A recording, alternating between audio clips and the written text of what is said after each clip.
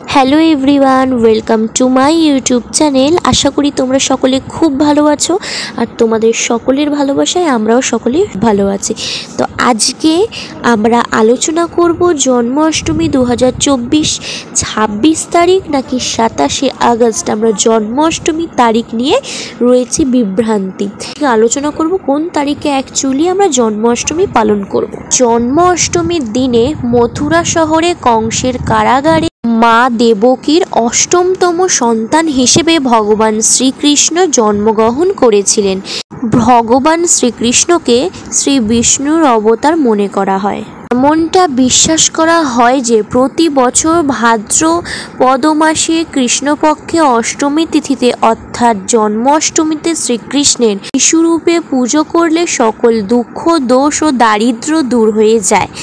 এই বছর যদি 2024 সালে কৃষ্ণের জন্মাষ্টমী তারিখ নিয়ে বিভ্রান্ত থাকে তাহলে এই ভিডিওটা দেখতে একদম মিস করবেন না। তো চলো জানা যাক জন্মাষ্টমী অ্যাকচুয়ালি আমরা কোন দিনটা পালন করব।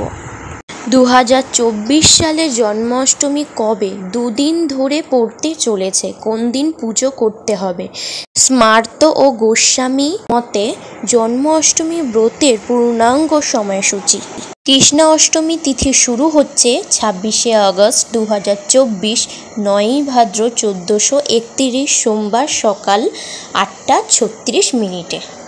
কৃষ্ণ অষ্টমী তিথি সমাপ্ত 27শে আগস্ট 2024, 10ই ভাদ্র 1431 মঙ্গলবার সকাল 6:49। স্মার্ত মতে জন্মাষ্টমী ব্রতর পালন হবে 26শে আগস্ট 2024, 9ই ভাদ্র 1431 সোমবার। আর গোস্বামী মতে জন্মাষ্টমী ব্রত পালন হবে 27শে আগস্ট 2024, 10ই ভাদ্র 1431 মঙ্গলবার।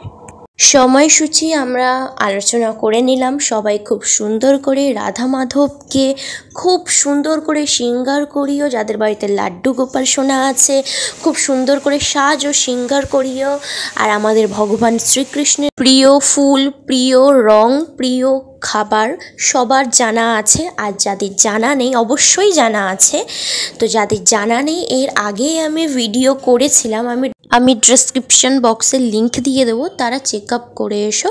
তো দেখা হচ্ছে নতুন ভিডিওতে। প্রত্যেকে খুব ভালো থেকো, সুস্থ থেকো, সাবধানে থেকো। হরে কৃষ্ণা, রাধে রাধে।